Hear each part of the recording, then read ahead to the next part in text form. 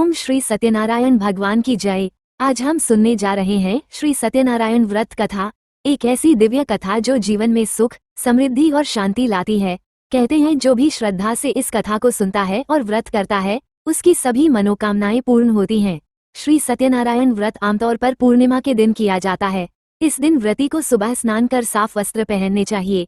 घर या मंदिर में भगवान विष्णु का पूजन स्थल सजाएं।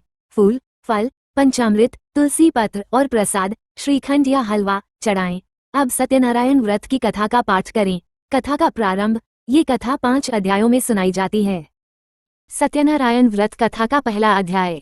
एक समय की बात है, नैशिरण्य तीर्थ में शनिकादि 88,000 ऋषियों ने श्री सूत जी से पूछा, है प्रभु, इस कलियुग में वेद विद्या रहित मनुष्यों को प्रभु भक्ति किस प्रकार मिल सकती है तथा उनका उद्धार कैसे होगा।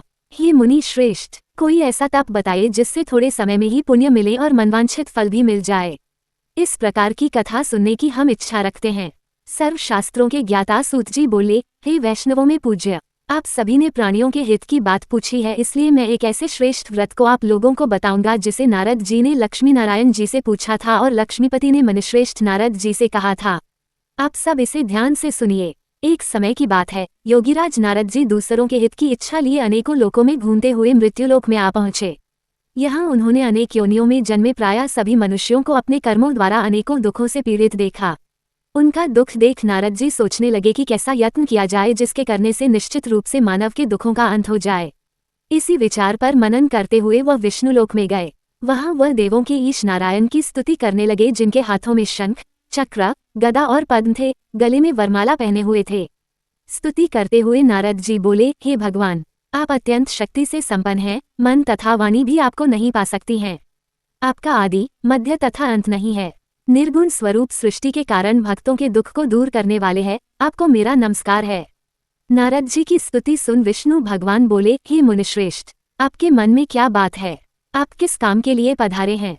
उसे संकोच कहो। इस पर नारद मुनि बोले कि मृत्युलोक में अनेक योनियों में जन्मे मनुष्य अपने कर्मों के द्वारा अनेकों दुख से दुखी हो रहे हैं।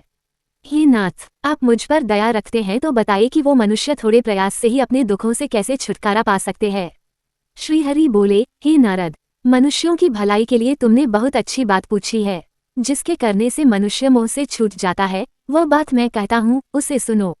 स्वर्गलोक व मृत्युलोक दोनों में एक दुर्लभ उत्तम व्रत है जो पुण्य देने वाला है।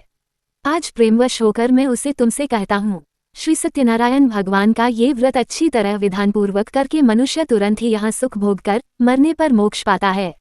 श्रीहरि के वचन सुन नारद जी बोले कि उस व्रत का फल क्या है और उसका विधान क्या है। यह व्रत किसने किया था? इस व्रत को किस दिन करना चाहिए? सभी कुछ विस्तार से बताएं। नारद की बात सुनकर श्रीहरि बोले, दुख व शोक को दूर करने वाला ये सभी स्थानों पर विजय दिलाने वाला है। मानव को भक्ति व श्रद्धा के साथ शाम को श्री सत्यनारायण की पूजा धर्म परायण होकर ब्राह्मणों व बंधुओं के साथ करनी चाहिए।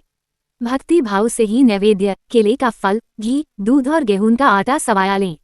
गेहूं के स्थान पर साठी का आटा, शक्कर तथा गुड़ लेकर वह सभी भक्षण योग्य पदार्थों को मिलाकर भगवान का भोग लगाएं। ब्राह्मणों सहित बंधु बांधवों को भी भोजन कराएं, उसके बाद स्वयं भोजन करें। भजन कीर्तन के साथ भगवान की भक्ति में लीन हो जाएं। इस तरह से सत्यनारायण भगवान का ये व्रत करने पर मनुष्य की सारी इच्छाएं निश्चित रूप से पूरी होती हैं। इस कलिकाल अर्थात कलियुग में मृत्युलोक में मोक्ष का यही एक सरल उपाय बताया गया है। श्री सत्यनारायण व्रत कथा का पहला अध्याय संपूर्ण। बोलिए श्री सत्यनारायण भगवान की जय।